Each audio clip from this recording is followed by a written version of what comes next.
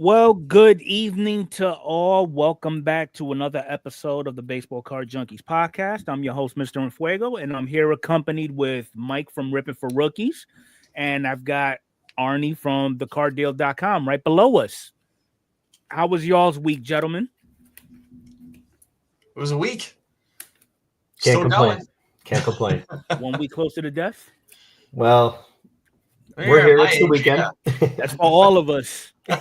It's the weekend. Enjoy it. Yep, definitely. So we've got White Sox Tom. We've got what appears to be a new person that's jumping in by the name of Art Hale. How you doing? Welcome to the chat. And then we got Larkin. Welcome All right. So I know we got a lot to talk about and not enough time to talk about it. So we're just Too much homework this weekend, Fuego. Too much homework. Too much homework. Hey, how you doing, Ron? Dom? Ron and Dom and Corey? Corey. How y'all doing? Nice.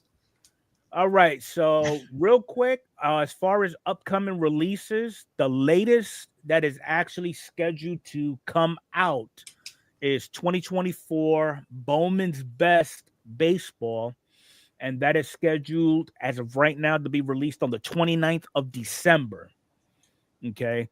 Now, they have not released a price point for that product as of yet, but I can tell you in products past that the last one actually went for about $380. Okay. And right now they're looking at about $325. And if they keep the same format as they did last year, and last year it was 2 mini boxes, 6 packs per mini box with 5 cards per each mini box. Okay, so hopefully they do keep the same format. If not, I don't know what to tell you.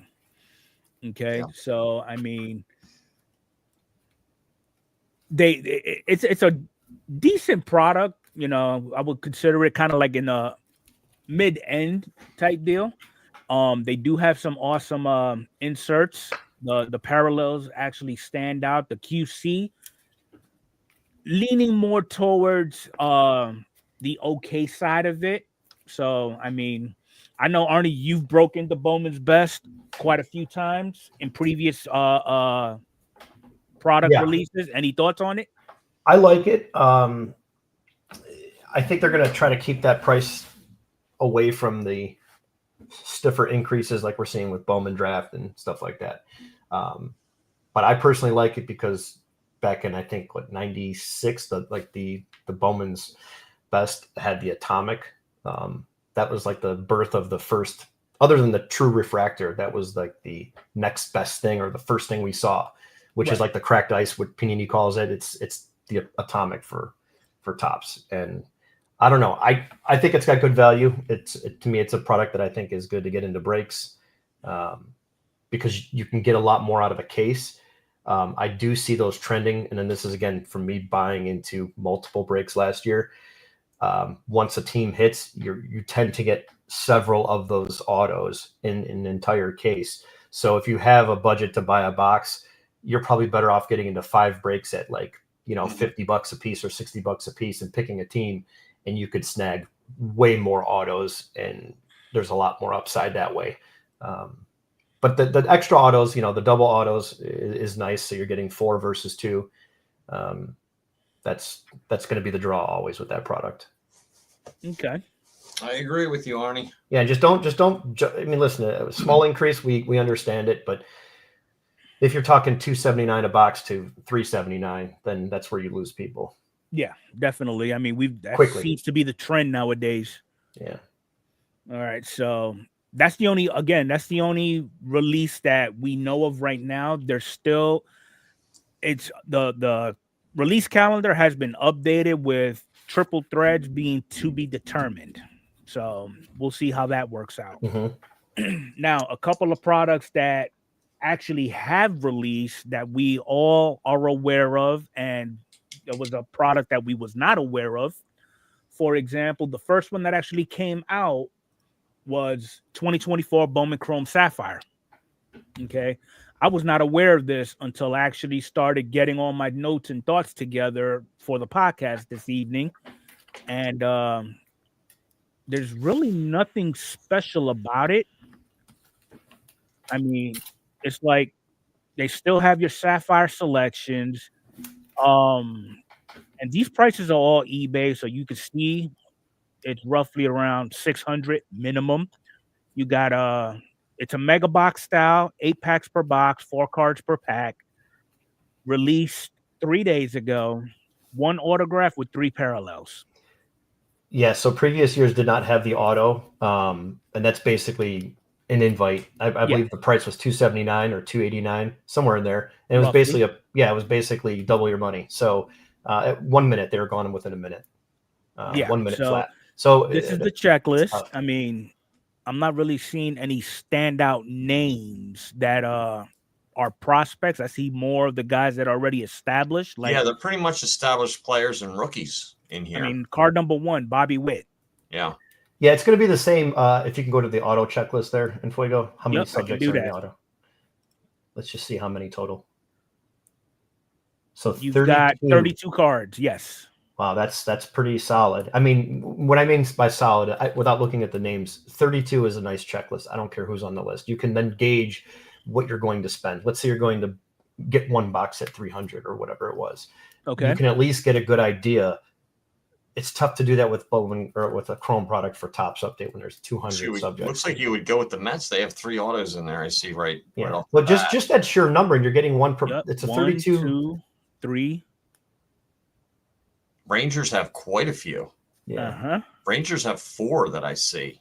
So that would be another. What's nice about the they have 6. You could actually search by team checklist on that too, where the tab was. 6 autos in there. Yeah, which is nice. Interesting. But it's still I think they should have done. They tried this a few months ago with another release where they had it was a third-party company that you basically logged into a queue. You got in, and then you put your credit card information in and log into your Topps account. And then you just select how many you wanted to buy, and then it let you know if you got selected. I like that the best because you're not battling any bots. You're using a third-party company, and then as soon as they tried that once, they sent everybody that had a Topps account a survey to say, hey, do you like this? So I do like the Sapphire Selections insert. Oh, yeah. Those are nice. Those are very but nice. When boxes go from 279, 289 to 600 in within 5 minutes, because as soon as that ended, they were already on eBay for sale for $5.99. Right. I mean, if you happen to be one of those individuals that's looking just for liquidity, you get into a break with one of these, you pull a LE Sapphire Selection, you just made your money back and then some. But for the collectors, different story because in your case, Arnie, you go with the Guardians.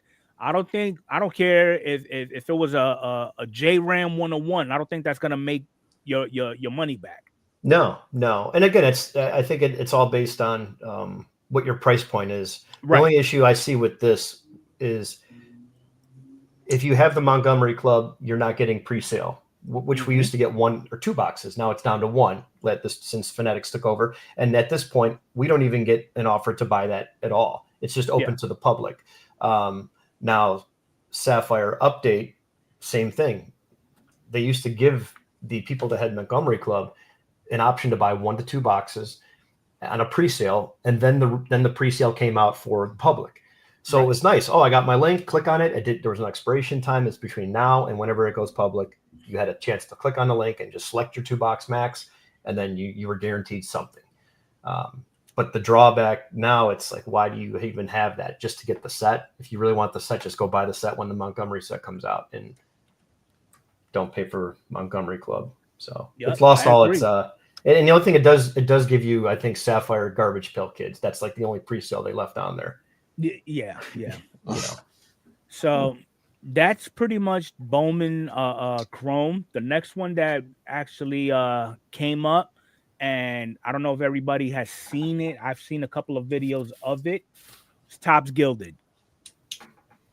Okay, beautiful set. Not gonna lie. No doubt. Okay, very beautiful, but for me, it is not $700 beautiful. So I mean, just looking at the cards, I mean, there's really nothing bad I can say about them. The design, you got this new insert here.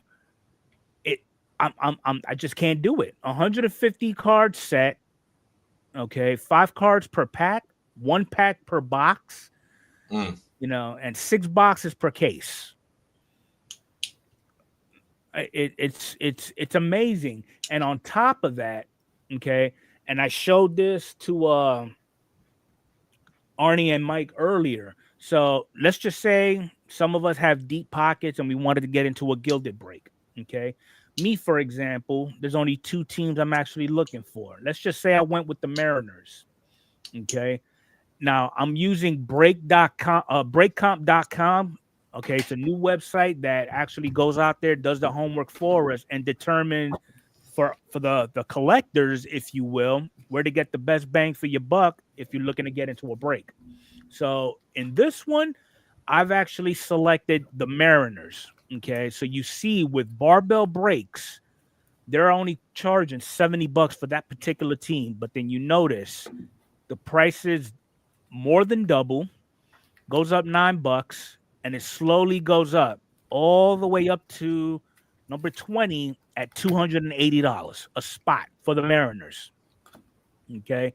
Now, I don't consider the Mariners a high tier team because they only got maybe 1 or 2 players, Julio and maybe. Yeah, the only thing I could think of if they had a Legends player or Legends checklist, I know they had some old players like Ruth and Koufax and that. If again they have a Legends checklist and there's autos, yes, then I can justify what you're saying. But yes, outside of that, no. Now, speaking of that, I ended up going with the Yankees also. The cheapest one you'll find on the market is $300. Okay, so you come on down. They're going for as high as $525. And then you can see from this chart here, it's going the wrong way. And look, if you look at it, let me try to. Starting date was the 23rd, which is today. Ending today, and the prices are just going up. Wow. Okay, so I mean, if you've got the money to actually get into these kind of breaks, hey, good luck to you, boo-boo. Knock yourself out. For 500, well, on the cheap end for the Yankees for $300, I will just cherry pick my singles. Okay, and that's with the Yankees. I know if I was in Mike's shoes with $300 for the Phillies, you could probably get the whole base set. Oh, and probably a few parallels and some numbered cards. And then absolutely. I would assume the same thing would apply for Arnie and the Guardians. Yeah, 100%.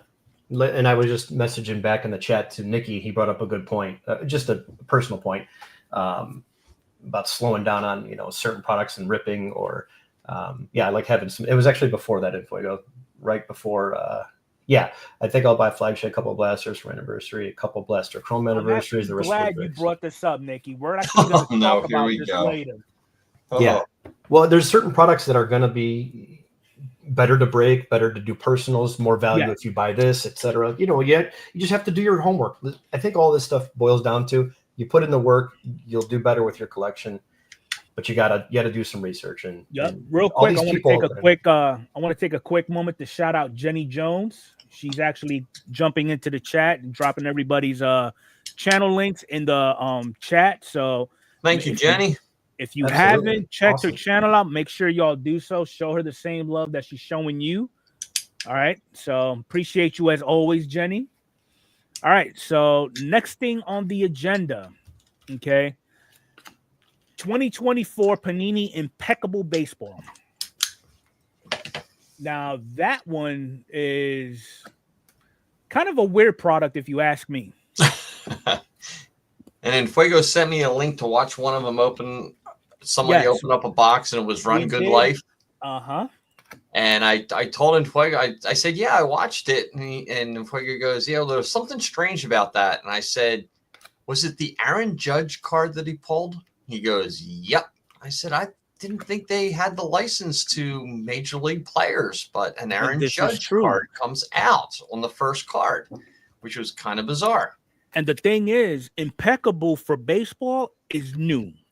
Like, this is their first release. I can understand Bobby. I can understand Dylan Cruz. Hell, maybe even Evan Carter. Right. But you got somebody who's been in the game longer than 5 years, and they got him on the checklist. I mean, kind of strange. Just out of curiosity, let me see who else is on that Yankee checklist that is new.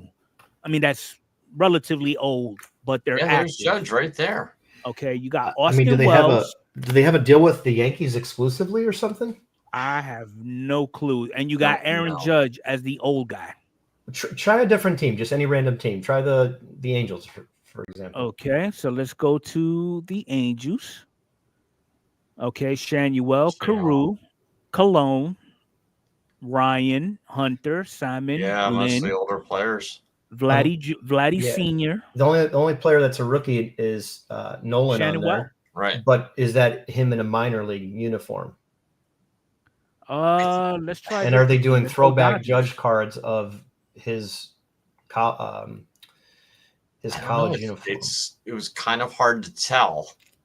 I don't know. Look, they even got a manager card, Tommy Lasorda.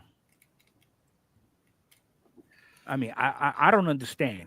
Try a different team. I don't know. I don't know anything about Panini. Don't follow it that much. But yeah, Jackson Merrill. So Merrill's the only rookie. I wonder if they're taking the rookies for this year and making them. Can we see if there's one on eBay maybe to see if there's an impeccable card on there for one of the rookies? See if they're interested in their college uniform, and that's how they're able to get around this by. So they're basically including them in the product. Because that's a possibility. It's a premium product at $500. So it's a tough sell to not have just sell a box of Legends. So maybe it's a combination of draft and Legends. Once you put in high end. Why don't you try the Aaron Judge? Well, there's Jackson Merrill right there. Let's see what that is. They want $300 for it. What's the jersey look like? That's a Padres jersey. That's a Padres jersey with airbrushed out. Maybe they are. Did something happen in court where they're allowed to make these cards again? I don't know. I don't know, but yeah, let me go. Try Aaron Judge. See what jersey he was in. I thought it was a Yankees jersey. I thought it was gray. Does anybody in the chat know if something happened with the license? Yeah, there it is. That's a Yankees jersey. Yeah, how would they be able to print a Yankee jersey? How would they be able to make this product but not anything else? I don't know. And this one's out of 10. Wow. Unless something happened recently, and this is the most recent release where we're just finding out about they're able to print cards like they used to. And then they want $100 for it. Wow. And then for the 99. See, okay, what is the difference between the parallel numbered to 10 versus the numbered parallel to 99? I'm not really seeing the difference. A gold border. That's probably the only thing. Yeah. I mean, that's the only thing I'm saying. I'm out at $500, by the way. Then they got one numbered to 30. So either way, I mean, is this something that any of you would think of getting into or potentially picking up a couple of boxes to do a break with? No, not to do a break with. I don't think I would even buy into a break to get that product. Yeah, you're talking 9 cards. Simply three of them are autoed. Yeah, simply because there's more stuff coming out that. I mean, in a hobby box, it's 9 cards per pack, 1 pack per box. It's a 100-card checklist, and you're expecting 5 autos. Oh, 5 autos. Yes. Did he pull 5 autos? Run Good Life. One was a redemption. Oh, that's right. Okay, that's what threw me off. At the 375, 380 range, and then put it in a break. Yeah, I think it would make sense. But second, third hand down like us, 500 plus is too much. Yeah. Yeah. Because for 500, you can get, 3 or 4 hobby boxes and have a guaranteed audio, and you're getting upside of pulling something better. So it looks. But if you like Panini, it's definitely the stuff looks great. I mean, Panini makes great looking cards. Just not a fan of the company. Yeah, Panini's all about their designs, but it would be that's tough. They steal other designs if they just kept the licenses. Mm-hmm. And I know it's out of their control, but that's just my point. But we're making good time. We're just at 20 minutes, and we've already got through almost half of our agenda. So we're gonna move on to actual news. So the one person that I'm looking for in the chat is actually not here, but there's another person here from the land of the rising sun. And in case you didn't notice, a Japanese player by the name of Sadaharu Oh, his autographs will slowly make their presence known in future Topps card packs. Okay, and if you don't know who this person is, he was known to play from 1959 to 1980 and hit a total of 868 home runs in his career. Titus is happy. Yep, Titus, I know you know who this is. Okay, and this is what some of the stuff is actually going to be looking like. Now, the only downside to it, depending on the collector, it's a sticker auto, which I can understand. Don't care. Yeah. Okay, then you have... Does it say there will be some on card, or it just says majority are stickers? No, it doesn't even specify. It just says, in general, autographs. Okay. Okay, but he's going to be in 13 different sets from 24 to 25. Oh. Nice. I'm not seeing... Does it say what the debut release is going to be for him? Okay, so... all 24 of his autographs secure are okay, so they're all sticker. And then some will appear in Topps Definitive, which is releasing December 11th. So that's another one we need to look out for. And Topps Luminaries, which is on the 27th. So we're not going to get it in flagship or anything like that. So very expensive products. Yeah. Next up, the weather. They did say, I think there's some stuff that has been pulled and is listed on eBay. So I'm curious. $25,000. What? Numbered to 5. Wow. God bless him. Enjoy. Good for the person that got that card, because I didn't even know it was art. I didn't even know it was out until you mentioned it. So right. It's interesting. You think this is something Magnus will get into? Oh, I don't know. I don't know if not that product. Yeah, is that product in breaks a lot? I don't know how. I've never been in a break with Luminaries. All those. That's just crazy. Yeah, it's insane. You know, but hey, there's something for everyone, is what everybody likes to say.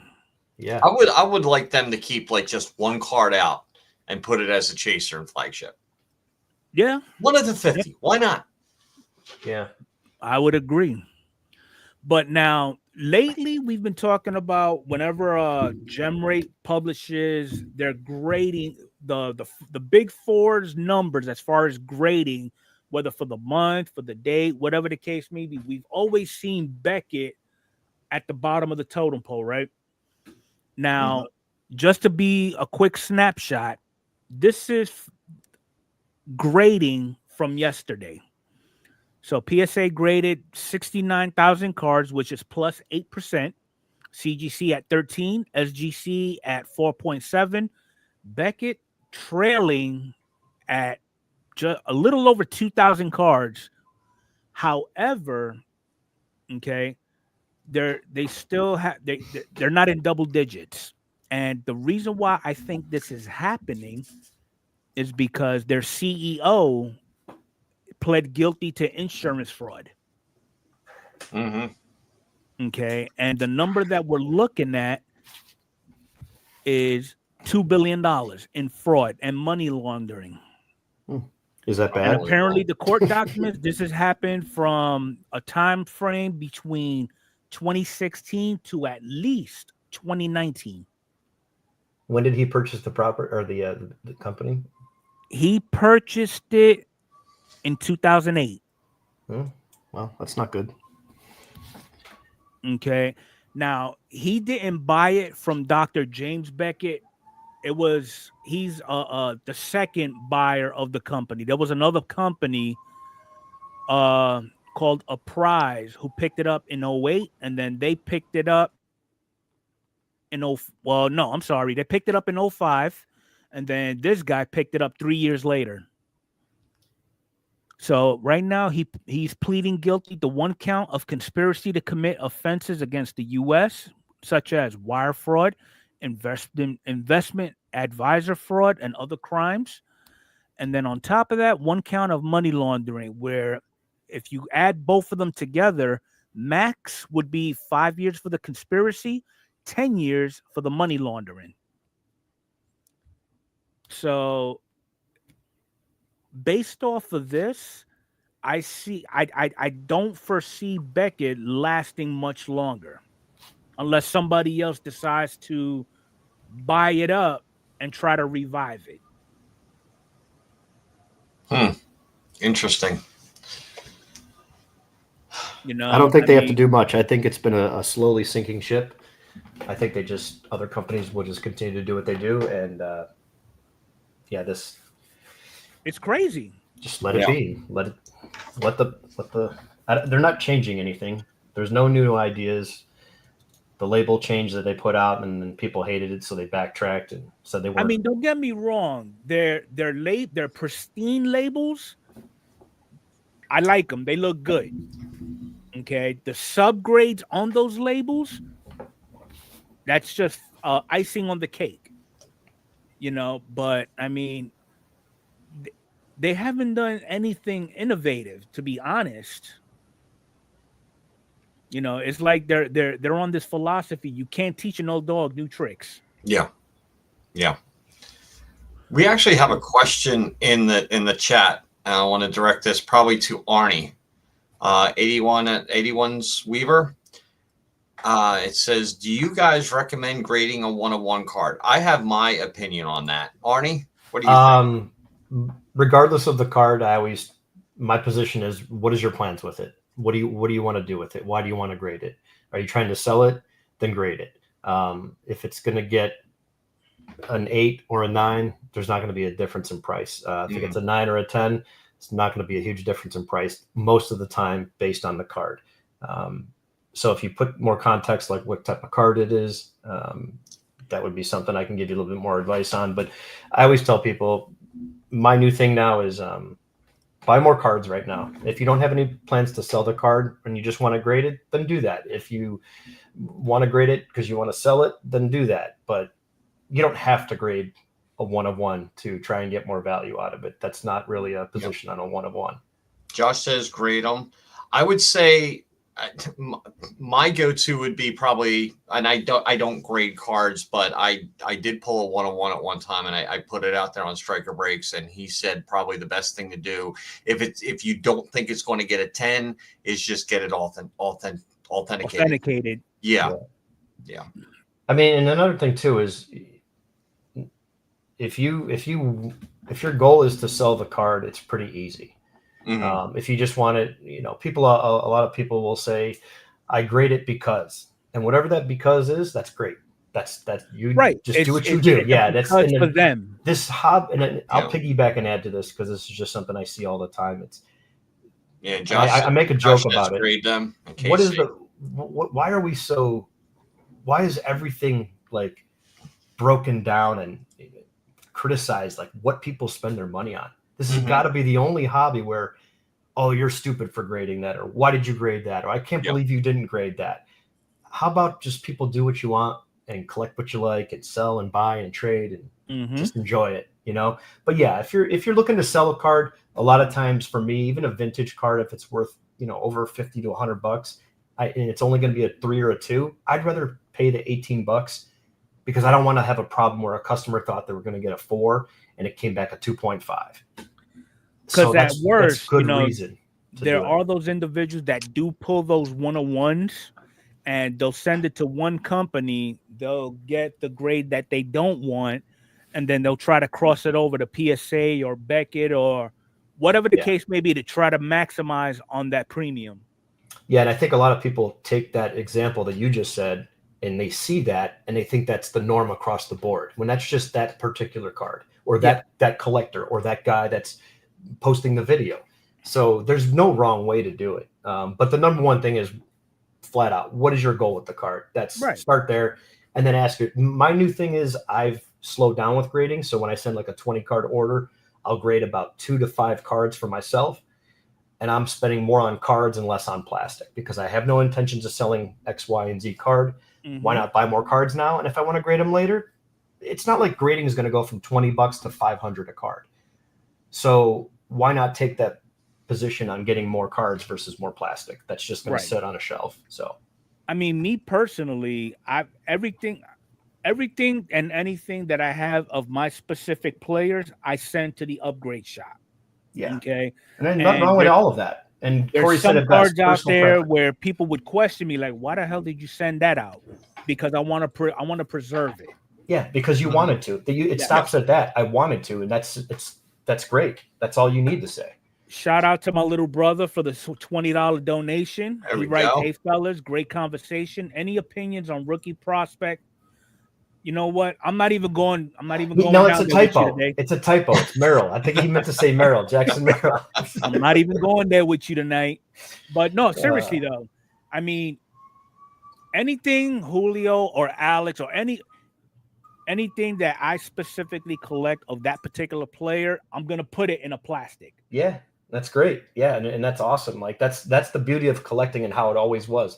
What do you collect? Oh, let me see your binder. Let me see the box cards you have. You go to a show, a trade night, people just want to look at your cards. They don't, oh, who do you collect? Who do you PC in the chat? Who's your favorite player? What team do you watch? Who do you root for? That's what collecting is about. And that's what I think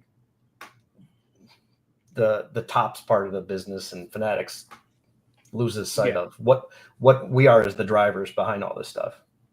Now, you said, Mike, that you don't grade cards. In the event you just wake up with that itch and decide you do want to, what would be your method behind your madness? My method behind my madness would be cards that I grew up with that I have acquired over the past few years that I had at one time that are no longer in my possession. I would put them in, I would definitely get them in slabs. Not so much graded. I mean, yeah, there's going to be cards that I'm going to grade, and I know they're going to get like a 3 or a 4, but it's not a big deal. But I still have that card, and I have it in plastic. You know, it's not going to get any worse than it is. It's not going to get any better. You know, that's for sure. But at least it's in a slab, and it's something that I can put on a shelf, something like that to display, because that's what guys do. We display our stuff. My room's full of displays of junk and all kinds of stuff.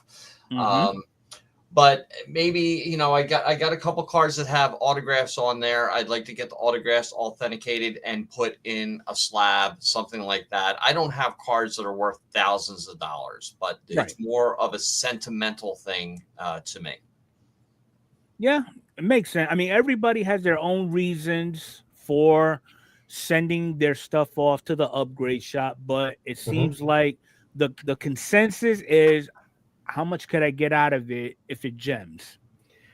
I'm not concerned about that. Yeah, and again, that's okay if that's what your position is. That's fine. You know, like that's great if that's why you do this or that's what you enjoy. Keep in mind, you have to sell some cards to unless you do that method, you apply that method in order to improve your personal collection. Or you're doing it to improve the value of the card because there's an option there. There's an opportunity there. Let's see. My method is never send in anything to grade because I love ripping packs too much, and that's where I spent. Yeah, wholeheartedly agree with you there, Artie. You know, but yeah, I think around the COVID time, a lot of the noise was you were looked down upon. You were a flipper. You're a bad person. Well, if you flip a card, is it flipping when you pay $200 for a box and then get smoked on the box, and then you do another box at $300, then you do a box at $20 in the blaster and pull a 1 of 1 and get it graded and you make some money? Are you a flipper? No, like there's more context to all of that where people say, oh, just because you're buying and selling a card and upgrading it and then selling it, that's not flipping.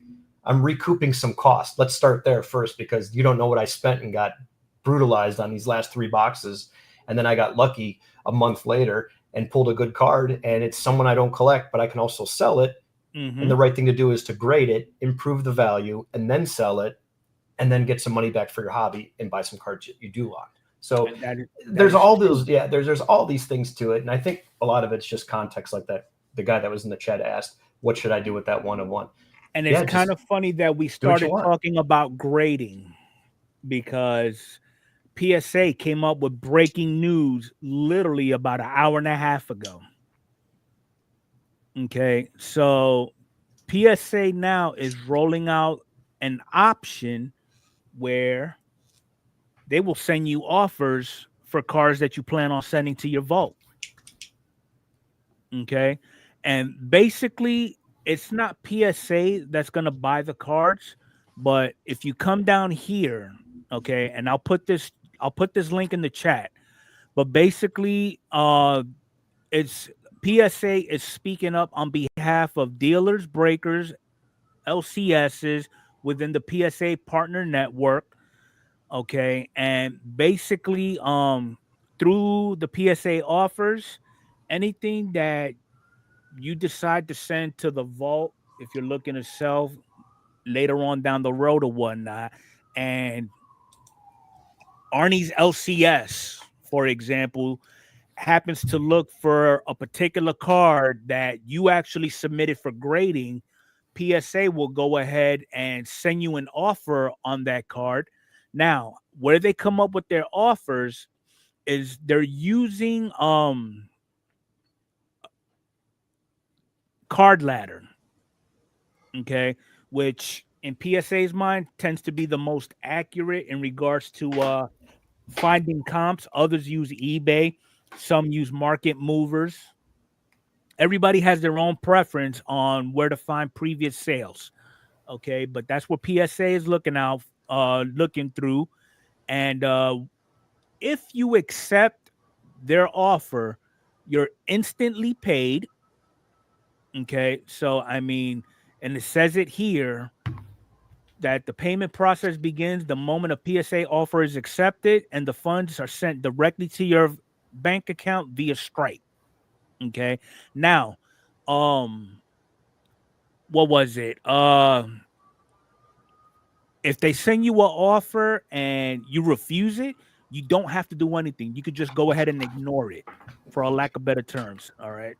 So basically, offers will be visible as long as they are active. If you choose not to accept it, just ignore it. Nothing else is needed. Okay. What else? What items are most likely to receive offers? Basically, certain high demand cards.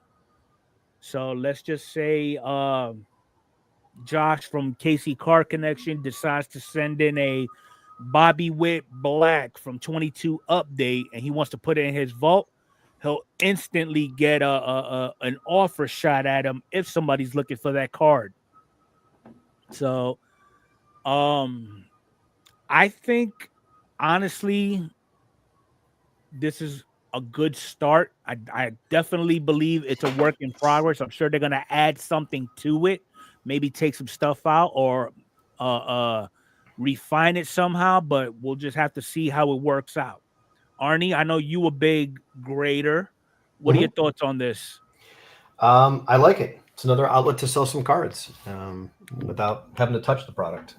It's great. Now, if the price is, this is good for a lot of things. If we're starting to see cards sell for 85%, I'm a seller because eBay's taken that already. I don't have to photo it. I don't have to list it. I don't have to ship it. I don't have to do anything.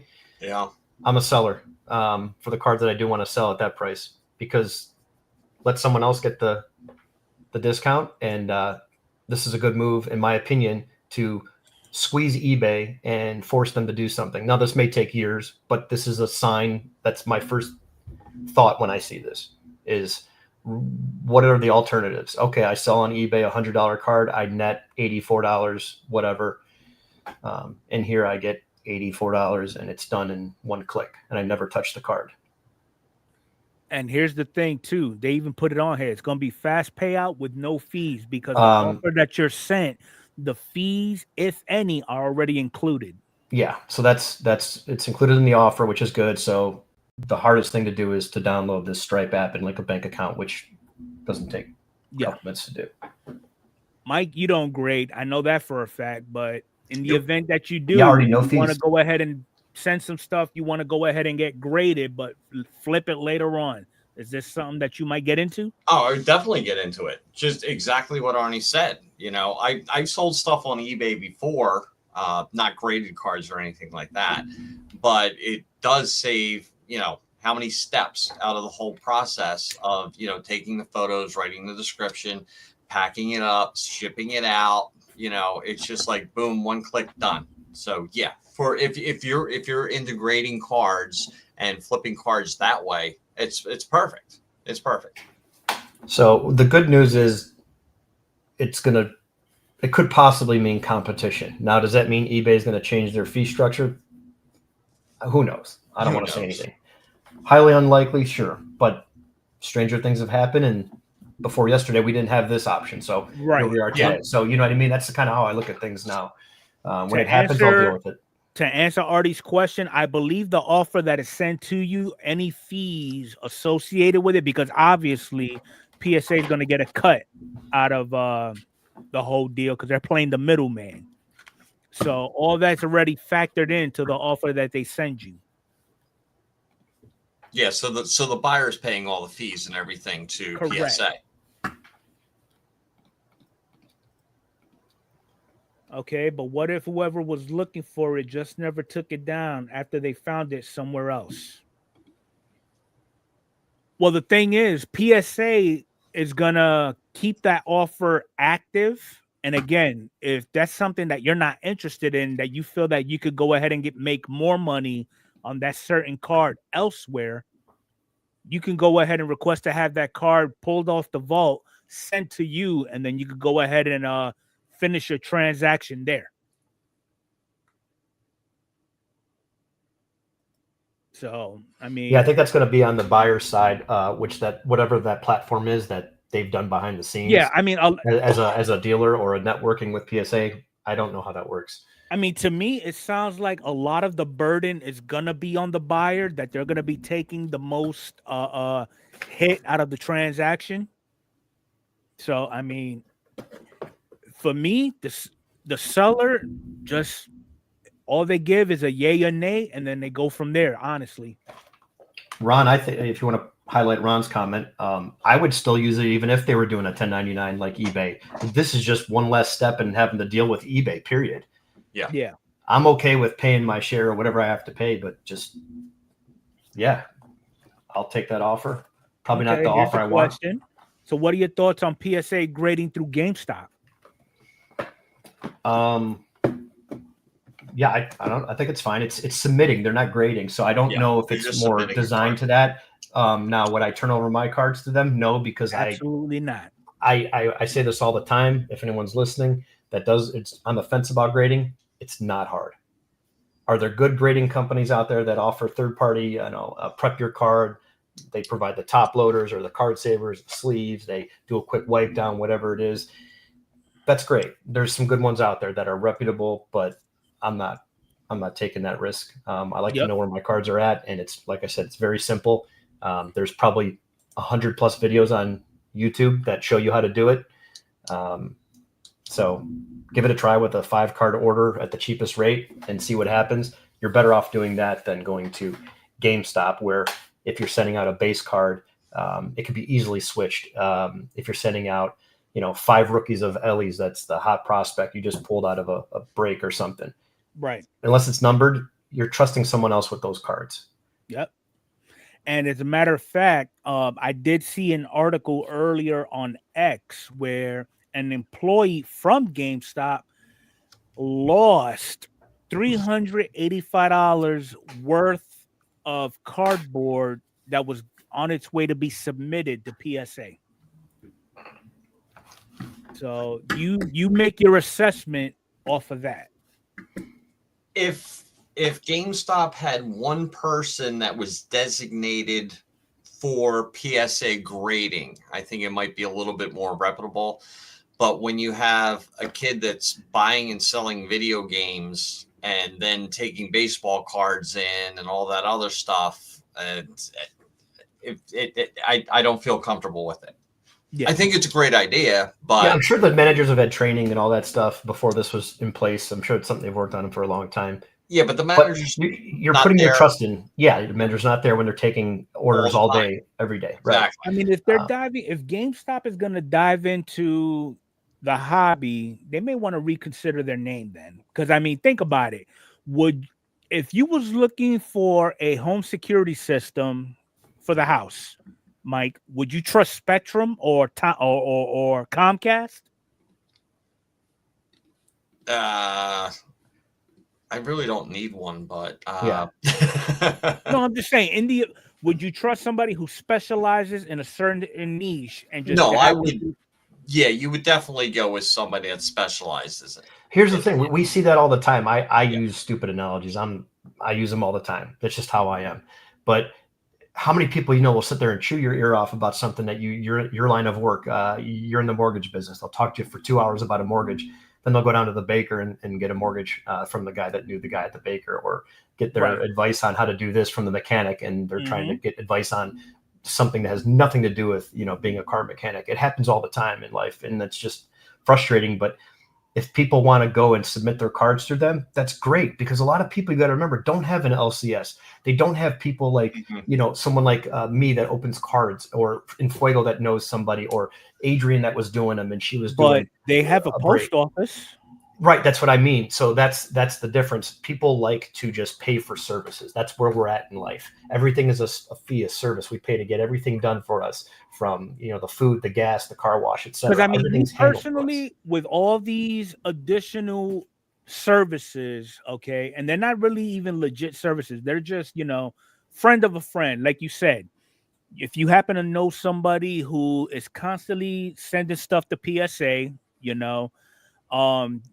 if they post, if they do advertise what they graded on with PSA or whatever grading company, and they post that stuff to like YouTube or whatever the case may be, and you see that they get a good return on good grades, I can see that.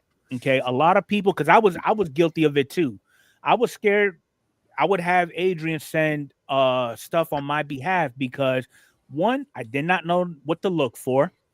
Two, I was scared of the process because anything paperwork related and the language, mind you, I only did 2 tours in the 4th grade. Okay, so a lot of the terminology was gibberish to me.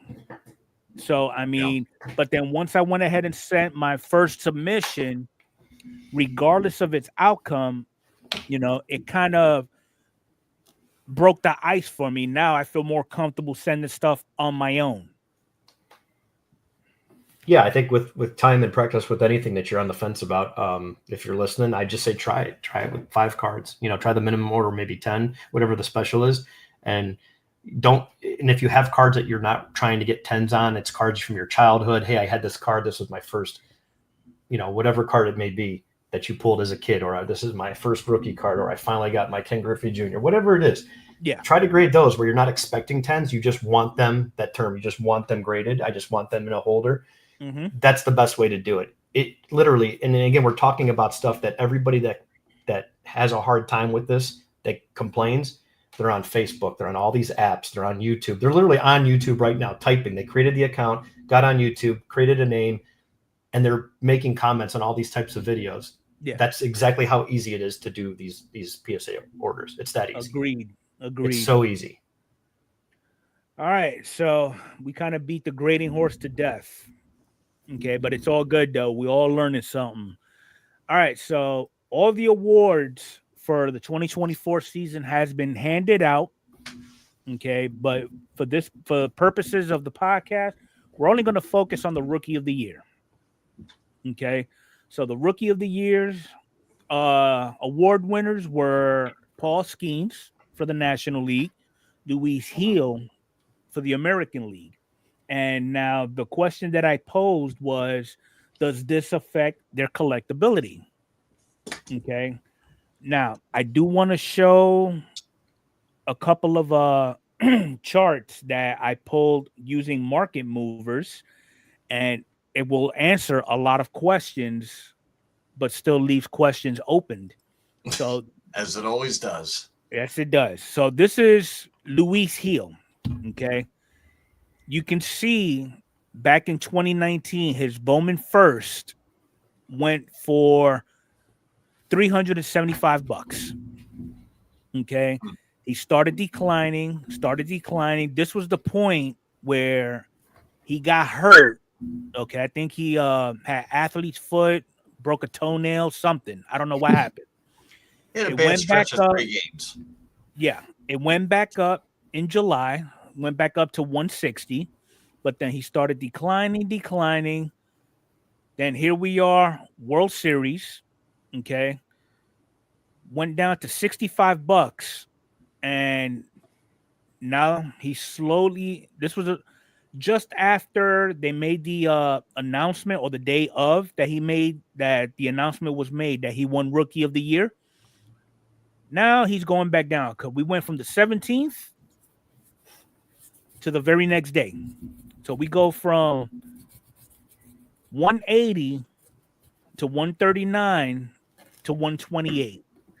And then we look at these numbers here. His Bowman first, the highest it went was 495. In the last 6 months, the average was 166 and the low was 65, and there was 24 total sales. So the one that has the 24 sales, that's probably the best one to use here. That is the Bowman, correct? Yeah, and now, that's the most desirable. That's the first if Chrome you took Rookie. His true rookie, the highest was at 175, lowest was 45, average $91, 4 recorded sales. Yeah, so in that 4 recorded sales, you have to be mindful of there's a huge swing there at the low where we got to the 91 on your average. That's a huge swing. 175 and 45 and only 4 sales. That's a huge swing. Anything that has that small of a sample size, and again, there may not just be that many out there right now during this time period that we're looking at, but the 24 sales, that's a really good gauge there to see how high that thing did get. And then it was high at the beginning. That's the thing that's kind of surprising. Well, remember, he was hurt I don't know how much he's pitched, period. But here's not the much, thing to keep he was in eligible mind, for though. Rookie of the Year. One thing that I did notice, look at all the pop counts. Bowman first, pop count 140. Chrome Rookie, pop 10. Refractor, this looks like this is the only one. His Chrome Rookie Auto, pop 22. His Logo Fractor, pop 9. So he really wasn't that collectible. So are you showing, these are just all PSA 10s that you're showing? These are all 10s. Okay, 10s. All right. What if you went down to if you went to the Bowman Chrome Prospect Auto ungraded? Can you do that raw? See how many sales are there. Okay, 202. You got 202 total sales. The high was $145. Can you pull up the graph on that? I sure can. Let's see where that graph is. Oh, I think it went to a 10 again. You popped it down to a 10. Yeah, I'm gonna put it to raw here. Oh, gotcha. Yeah, all right, now look at that. Good gauge. Look at that.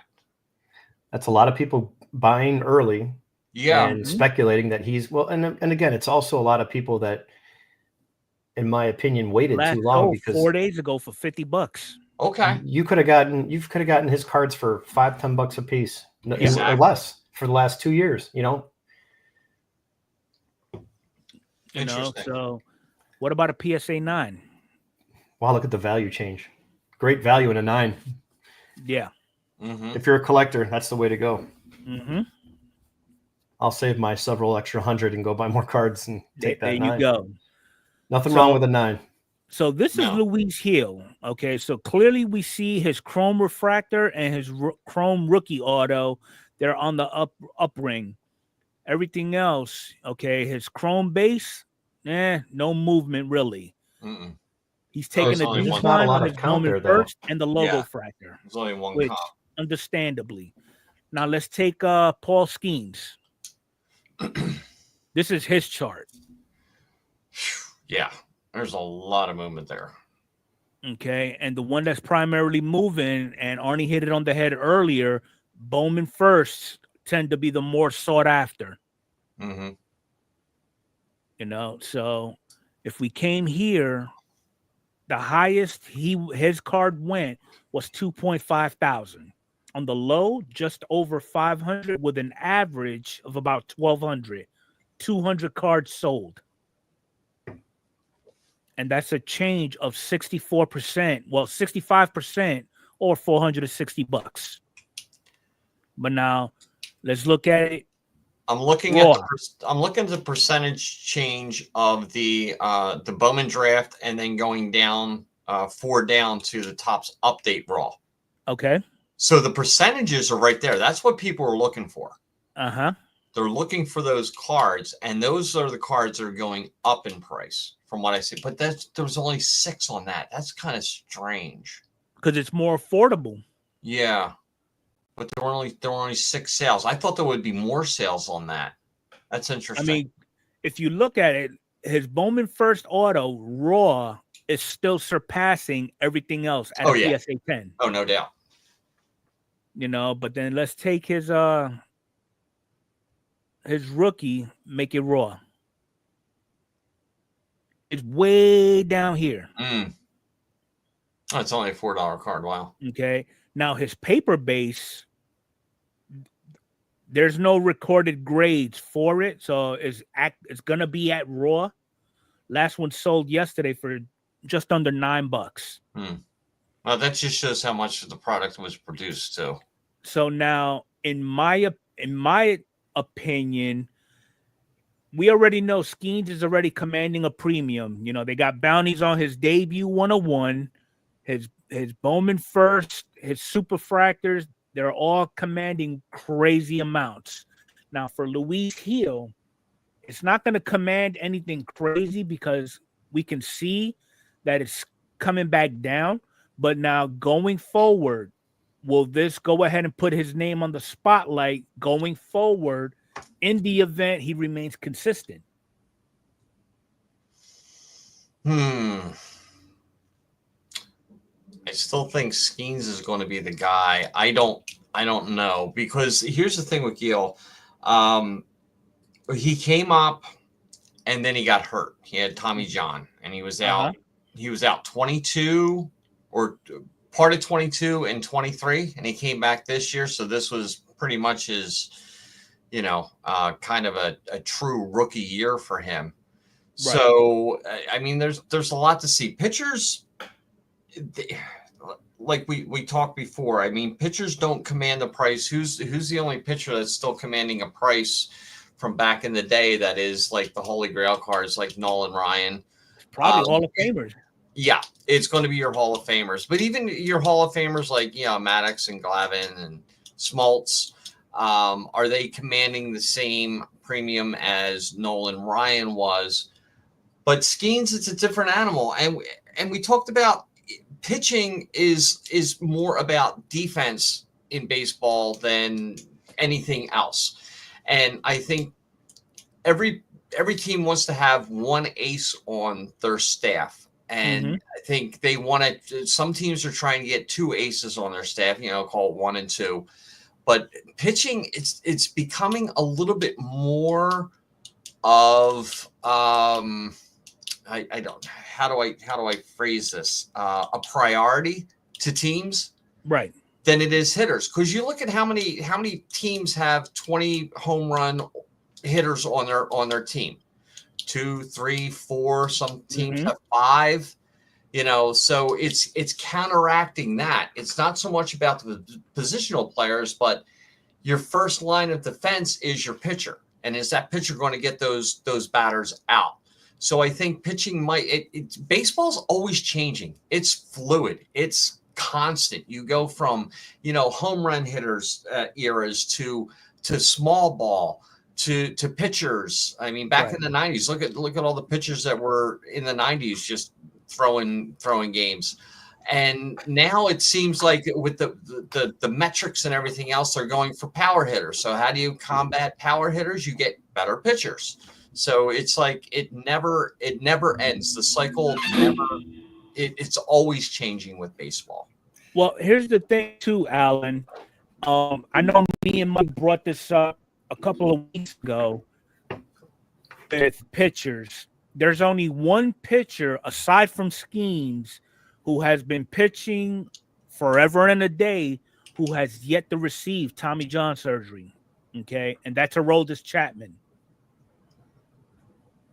But yet, you don't see that I have personally seen. Nobody's really going all out looking for Aroldis Chapman cards. I just think it's his girlfriend. I don't think anything's got to do with anything. I don't think he's that good of a pitcher. somebody mentioned that. No, I mentioned that many times. Think about it. Spencer Strider, he's amazing. Yeah. Look at Kodai Senga, 208 Ks his rookie year. Same thing with Strider. Those guys are amazing. Their card values, Strider's went up, but then Senga got hurt, and I think a lot of it, like Nikki said, he's a bit of a rock star. It goes a little further than that off field. I do believe that. Notable active pitchers who aren't getting the respect or the visibility like Skeens is. You've got Verlander, you've got Kershaw.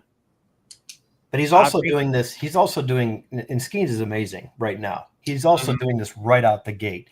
Him and I think it's Rhett Lauder. Rhett Lauder was drafted in the 23 draft product was Skeens and Rhett Lauder for the Reds.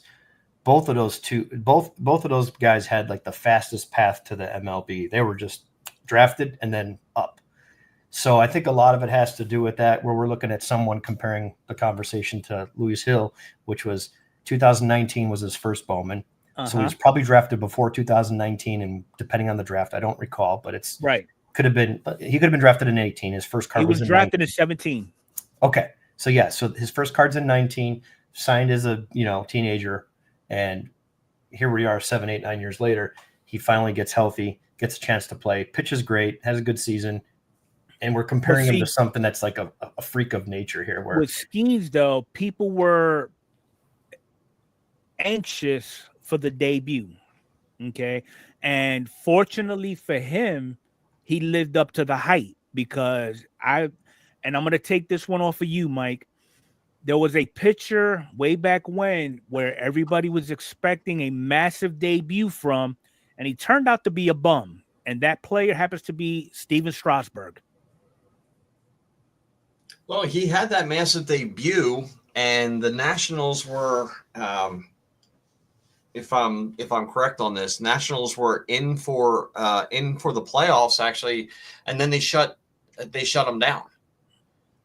They said X amount of pitches, X amount of innings, and then they shut them down. But pitchers they're a different breed. You just don't know what's going to happen. Okay, so this is Strasburg's line scores. He debuted in 2010.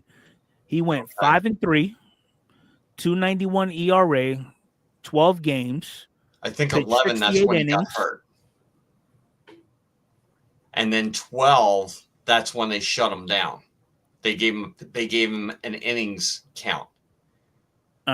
He hit that. They shut him down. I think that was the year that the Nationals were in the playoffs and got bounced in the first round. Well, one thing I'll say, like any of this stuff that we're talking about today, we're going to see how it plays out, right? It's going to take some time, but all of these players, the market's going to speak, and how collectible these guys are. Like, for instance, you're going to see the numbers are going to come out in the next few months. Most graded cards, Paul Skeens, Shohei Ohtani, et cetera, et cetera. That's always going to be here. Next year, the year from that, as long as cards are around, we're going to have the same conversations with implement player X. Well, Ohtani went through that too. I mean, he came up and he was like and then the following year he went down and was like, oh, sell. He went down so bad. Now look at him. He went down. It was the pitching variation, PSA 10, paper rookies. I think I got him as low as $32 a piece, and I only bought 10 because I remember it was low 300. I ended up getting 10. He wanted like 37 or 38 or 40 or something, but he gave me a deal because I bought 10 of them. Now he had way more than that, and I think at one time I sold them for like $70, and I was like, wow, this is great. I sold them, kept one, sold the rest, and then they went to like 100, 200, and more. And they just kept going up and up and up. But it's still a base card that's graded a ton, and I don't think it matters as long as there's a a demand for it. What does it matter how many they're printed? You know, we heard that with Acuna 2 years ago, 3 years ago during COVID. Oh, Acuna's rookies printed 20,000 or graded so many times, and there's 20,000 PSAs. It started at 17. Luis Robert was another guy.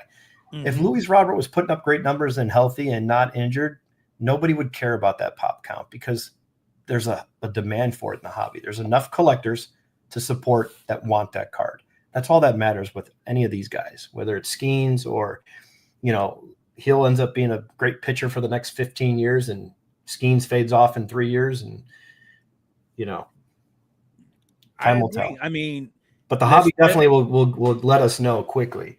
Let's take it to an international type deal. You know, a lot of the international pitchers that's come to the MLB, they've made a name for themselves recently. Shohei Yamamoto. They got this new kid, Sasaki, who's gonna be up in the market. You know, everybody's trying to snatch these players up. I also think baseball is doing a better job with marketing too. I remember back in 2014, there was a player, Japanese pitcher, actually, that the Yankees were actually able to grab up. Okay, that his first 2 years were stellar until they figured him out. Then he became your everyday pitcher. Okay, he came in 2014. 13-5 record with a 2.77 ERA and a 3.51, 307, 4.74. They just murdered him that season. 2019, he only lasted 7 seasons. You know, I mean, it's. I think a lot of people tend to put too much hype and have their expectations too high for a lot of these upcoming players, whether they're international or prospects, and they're the ones who set themselves up to be, for a lack of better terms, butthurt because they're not performing. Yeah, I don't know if it's going to change based on the player, though, or the position. I think any player that you invest in, put money into, invest it, spend it, however you want to call it. It's your money. You invest your time. You spend your money that you make. Yep. Everybody has a risk. We can look at every single position and every single player. What I like to see pitchers get more recognition and have more value and more staying power in the hobby. Yeah, because it's a position that not many people in the world can do. And I just think it's crazy that a catcher and a pitcher are the two that really make that game, game go every single night. That same catcher and multiple pitchers. If anything, the catching position should be one of the most expensive cards for the best catcher out there, but it's not. Neither is the pitcher. Touche. So. Well, I mean, I don't know, but I'm gonna go ahead and move on. And Nikki, if you're still in the chat, you may want to listen up to this because I saw what you was looking at wanting to get into, and I hate to be the bearer of bad news, buddy. Oh yeah, but Topps is rumored to cut some more products. Okay, would it be a buzz? First one that they talk about. It's Platinum Anniversary. Now, this is not definitive. This is all rumors. There's nothing that's been published on social media or anything like that. But yeah, right now the word on the street is Platinum Chrome Anniversary is on the chop block to be cut. Okay. Now, the writer of this posting has made some valid points. Okay, it's coming to a surprise because the product has been successful. You know, the boxes have one guarantee auto, an X fractor, and then a variety of other parallels. Okay, and then some of the boxes you'd be able to get 2 autographs out of. Why is it on the chopping block? for Panini, it is common for products for 2023 to come out in 24. Okay, so we're looking at a date, production date versus release date being not in sync. Okay, got that. That to me, that is at the fault of the manufacturer. What else? Some other products that are being looked at. Pro debut. And I think there was one more. Yeah, triple threads. So, any thoughts on any of these three products being cut from? Go ahead, Mike. I think Fuego bleeped out on us. Well, let's see. I've always liked Pro Debut. But they've raised the price on it, so I don't like it as much as I used to. Right. You were able to get 4 autographs, numbered cards, all kinds of good stuff out of Pro Debut, and it's something where you see it's something that you hold on to, and you look back 3-4 years from now, and you see, oh wow, this guy made it. This guy made it. It's a fun product to open. It wasn't expensive. It was around $70 for a hobby box. Now it's up to about $110, $120. Mm-hmm. So it kind of priced itself out of me buying a hobby box. Triple threads, I could care less. I'm never opening that. But Platinum Anniversary, come on. Yeah, my new thing is when it happens, then I'll deal with it and react, because it's just, don't mess with that. I mean, I remember the first time I saw Platinum Anniversary, I guess it was a 2021 product, which actually came out in 2021. And I clicked on Dave and Adams and I saw it, and I talked to a couple of guys. Says, hey, should we do something with this? And yeah, we did. And we opened it and was like, oh my God, this stuff's amazing. Mm-hmm. Even 21 product, which was kind of off-centered and all that other stuff, it was still a nice looking product, big checklist, but they improved it each year, and each year it got better. And it's not so much the hobby boxes that were that great. The blaster boxes were absolutely amazing. $30 blaster boxes. You get them for like $30. You would get like 2 parallels out of there. Chance of an autograph, numbered cards left and right. Oh, it was so much fun to do breaks with that. And I think it was probably one of the best releases that they did. But, what are you going to do? I mean, it's like, why would you take that out? It's sold out so quick every year. And every year I said, next year comes out, we're just buying a case of blasters, and doing it that way. Well, I don't know if it's going to happen this year or not, but it just seems like, they don't know what, I don't know if they know what they have. I honestly don't know if they know what they're doing. I don't think they have enough people to keep doing what they're doing, is what it comes down to.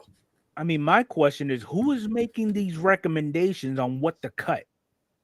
I don't know. Why don't they send out a survey to the people that are actually? All right, this is what it's coming down to, and Artie said it, and everybody, they're phasing this to the breakers. They don't care about the collectors. They really don't. If you want your cards, you're going to have to go through a breaker somehow, one or the other. That's what I think. I'm sure there's reasons.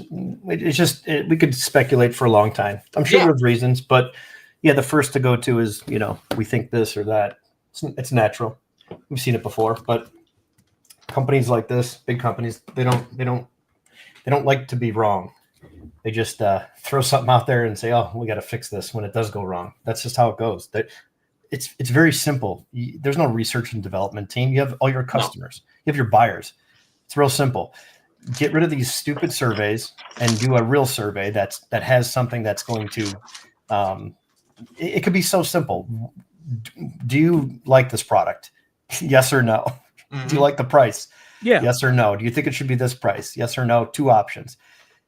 That's it. Keep it simple. Done. 2-3 questions.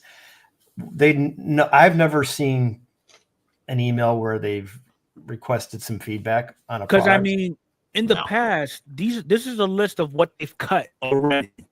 They've got rid of snapshots. They got rid of Chrome X for Bowman, Clearly Authentic, Topps Fire, which I'm a little bit upset about. gallery, Another gold great label, product. opening day, and first edition. And you're also not going to make everybody happy. You know, we know that. But Go I don't Gypsy know anybody Queen that on there dislikes also. Platinum Anniversary. I don't know anybody that's not a fan of that product. So Price I point. mean, at the very least, I'm okay with scrap. And this is just me. I'm okay with you scrapping triple threads and pro debut. Don't get rid of platinum. Well, keep in mind, a lot of those autographs in there are probably expensive. All those Hall of Famers. The rookies are cheap. Those guys are, you know, sign a lot. You know, yeah, the good ones you're going to pay more for, and the contracts are going to be higher. But my feeling is that those autographs are going to be used towards other product. You know, they agree to sign certain product. They can take those bigger names and put them in the Legends products, like Topps Chrome, for instance, when they did the Breakers Delight for 24 and had the Legends in there, like Griffey and things like that.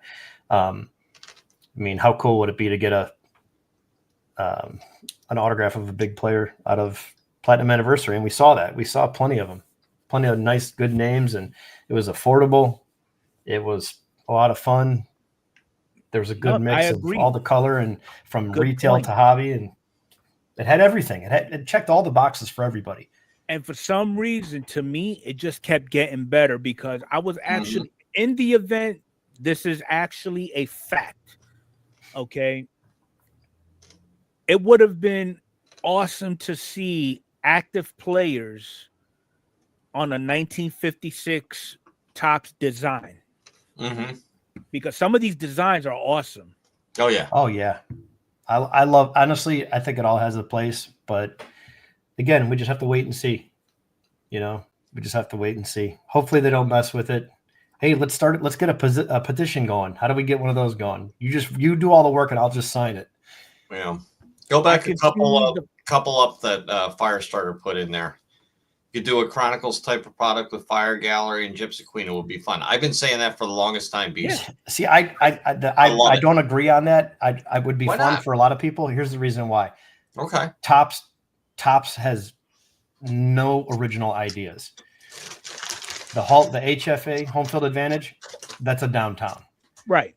The Hot Aces insert, Panini already did that back in 2020, 2021. I mean, the latest one that they just keep stealing their ideas. That's all they're doing is stealing their ideas. And all the cool ideas are everything we had in the 90s as kids. That's it. Topps is lacking in that department. Well, there are some designs that Topps originated, if I'm not mistaken. You could correct me if I'm wrong. Sure, they do, but they steal all the key stuff, the cool stuff that Panini is trying to do and has had success with. They're just duplicating that. Because I haven't seen a Panini product produce a black gold insert. Well, the black gold is an old card from 1993. I mean, I have open boxes today. I just pulled a Sheffield last week. It was like, oh my God, this is cool. I pulled that, I think, for Artie. I'm like, this is great. I pulled this as a kid. But they're just recycling all the cool stuff, all the finest ideas, the finest inserts that are the inserts in 24 Chrome, the all etch. That's an insert from 1997 Finest, I believe. I was at a card show and I saw the card in the case. I go, wait a minute, there's that idea. That's the design. I couldn't figure it out because I saw it a long time ago. I mean, there are some products out there that are new, like logo fractors. Yeah, like the whammies. Topps version is the fat head cards. Yeah, that's what I saw. They did it again. I'm like, they cannot come up with anything original. Well, there's nothing that's hot original. They did give Judge a Paw Patrol. That was interesting. Signing off. Okay, you got me there. That is a very cool idea, though, because a lot of people love that card. Like kids, everything. It's awesome. Stadium Club inserts were, I love them this year. They were really good. That's all great because they're sticking with tradition. They're sticking with the same ones. And I love that. I love, I'm a purist. I love the original stuff. I just don't like these. Oh my God, look at these super, super rare short prints. And I'm like, wait a minute. Panini did that 3 years ago. How about this one, Arnie? Why don't they take two previously innovated inserts and blend them like a hybrid? For example, what are your thoughts on a home field advantage out of Sapphire? I think they've ruined the HFA. And I remember D'Lo saying on his channel that he said he loved it. He loved the Chrome version. I think they destroyed HFAs. Because I brought it up on D'Lo's channel about paper. That's a paper exclusive. Leave it where it's at. It works. It's a chaser. It's a high dollar card. And if you get them in 10s, they sell for a lot of money. The legends like Ernie Banks, I pulled an Ernie Banks. I sold it in one hour, I think, for $209. The legends are extremely tougher to pull than the regular checklist. And then they went and made them chrome. It's like they're taking something good. And then now, oh yeah, look at this comment. Arnie, how about an auto HFA or relic? No, leave it be. It works. Quit they're trying to suck every ounce out of this rock. Let it be. So you don't think a HFA out of sapphire would bring attention? No, it would look amazing, but they already have a nice insert. Sapphire Selections. Let it be. Let Sapphire Selections be what it is and continue. Okay. And that's why I think a lot of the stuff that I gravitate towards, if I had my $1,000 and I was going to go buy the best rookie a year ago or the best big card, I'm going to get the best Mike Trout I can. I'm not looking for 20 other releases. I'm looking for flagship. I'm looking for Chrome, Bowman, and Finest. That's it. Okay. I keep it pretty simple with that, but I love that something worked. I don't like when they take something that's working and they feel this need to like, all right, well, let's do a Chrome version. Yeah. Oh, now another Chrome hit. Just another reason to print more Chrome in the update. Yeah. So I hope they leave this stuff alone. I love the fact that it's in flagship. It's a tough pull. It's something new. Is it a Panini design knockoff? Okay, but it's been working and it's been great for everybody that's opened it. Touche. I'm sorry. No, I get it. No. Beach just put something Beast. in there. Yeah. How many years did we do 87? 87 times? Yeah. Yep. All right. So the last item that we're gonna actually bring up for discussion, because everything else I have, I'll just make We're announcements. still going? Jeez. All right, let's go. Almost an hour and a half. Yeah, I agree, Nikki. Real quick, I want to touch on Nikki's comment. Arnie, you mentioned that they were like downtowns. The optic downtowns, which are the Chrome version, fetch more money than the paper. No, I agree 100%. I'm saying it's something that worked for flagship. Now it's going to be diluted for flagship, and it's not going to be a valuable hit. It's not going to be a better card because now you have the Chrome version that sells for more, which is the optic. So yeah, I don't like the fact that there's a better version now that you have to go chase after somebody that's kind of gravitated for 2 years now. 3 years, 22, 23, and 24. That's right, yeah. Of this awesome design that we all love. And that's kind of what I meant to say. So yeah, for clarification, but yeah, you're 100% right. Yeah, they do sell for more. And honestly, I'll say this too. I don't understand why certain products, and this is the biggest example is, why does the Bowman Chrome base rookie of Mike Trout sell for more than the paper? If you look at the pop count, it's like 2/3 less. It's harder to gem because it's all black and it's paper. The Chrome is easy to gem. They're like credit cards. You throw them around, they slide around, you put them in the thing, and you grade them in their 10s. It's a very easy 10. I'll never understand why Chrome cards are more money as a base card than the paper version. I'll never get that. The only thing that I could probably think of for that would be the flaws coming out of the manufacturer's hands are more defined in paper. Yeah, maybe it's just that one release, but I know that's something we could talk about another time. I'll pull the numbers up and send them to you, but it's glaring. It's like, wow, like 320 versus 1,200 10s. It's like 2 to 1 or 3 to 1. Actually, he said they could do a Donruss what back in the day. Number 1,000 was still hard to get. Well, that's just because they printed more back then. There was 1 or 2 products to compete with. That's true. I pull a out of 5,000, Donruss Elite card, and you're like, wow, this is out of 5,000. That's worth nothing. And then you realize it's worth a lot because they printed truckloads of that stuff, and those were so hard to pull. So that's another good point there too. So speaking of that, since we're talking about, upgrading what's already looking good already, what are y'all's thoughts on Topps Dynasty Black? My thoughts are they're beautiful. My thoughts are they're too expensive. My thoughts are I can't afford it. Yeah, great looking card. I mean, I'd like to see one if I see it at a show, I'd say, can I see that? Wow, that's nice. Is that actually a cloth patch on there? This is the logo patch off of his jersey. Wow. That's sweet. And they're piloting Dynasty Black with the Shohei 50-50 set. So this is going to be an extension to Topps Dynasty. I mean, it looks good. I don't foresee many gems coming out of this because the slightest chip is pretty much done. You know, so, but they do look good. Yeah, nice looking product. I mean, all of that stuff it's great. I've heard some conversations about other product like that trying to take over what we see as like the Bowman First and the Superfractors and all the big chases. Yeah, I think it's just going to take a lot of time for anything to change like that. We're talking about trying to tweak things to sell more product. That's one issue.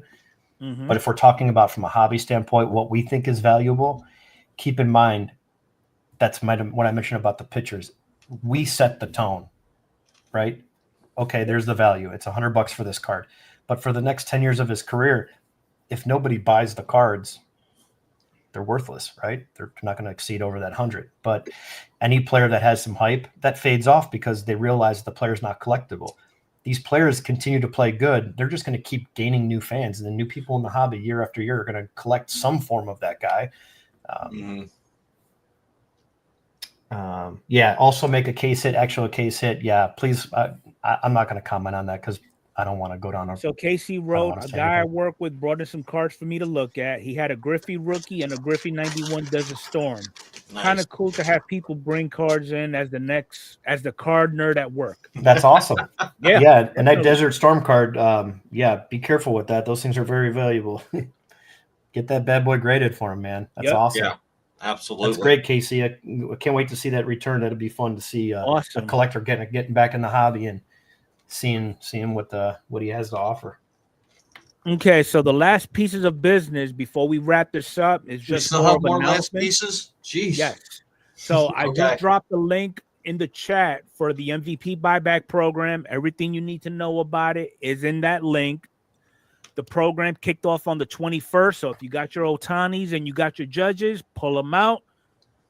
Look at the website. If you have an LCS that is participating in the program, you could take them there. You could send them to your resident online card shop, which is at the bottom between me and Mike. Or you can use it as trade bait, whatever the case may be. All right. And then the last thing is the National. So the National will be releasing their tickets December 2nd at 11 o'clock Eastern Standard Time. Prices go for as cheap as $25 for general admission, and they go as high as $330. So this is going to be another one that I'm going to put in the chat below. So when you have an opportunity, go ahead and click on the link, take a look at it. And if that's something that you're going to get into, do you, boo-boo. But that's pretty much all I have. I know we've been on here longer than an hour. So, Mike, you got anything upcoming? It's the weekend before Thanksgiving, and I work in a supermarket. What do you think's going on? Oh, boy. I got to get up 6 hours. That's how you really feel. What about you, Arnie?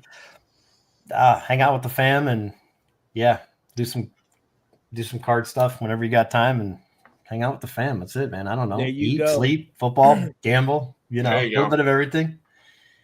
Eat again. I'm actually hooking up the bird for the family this year. Nice. Okay? Awesome. So deep fried or bacon? Deep fried or bacon? Popeyes on reserve in case I screw that up. But again, Thanksgiving is Thursday, if I'm not mistaken. So happy Thanksgiving to everybody that is in the chat. May you have an enjoyable day with your family and friends. Make it memorable. We will likely be back on Saturday, and if you have, that's pretty much all I have for the most part. So if you haven't hit that like button, go ahead and do so. If you're new to the channel, hit that subscribe button. You could subscribe to Mike. You could subscribe to Arnie. And appreciate everybody coming in. Yeah, thanks, fellas. The chat was great. Appreciate everybody. Have a good Great night. Thanksgiving, everyone. Happy Thanksgiving, everyone. We'll see you next week.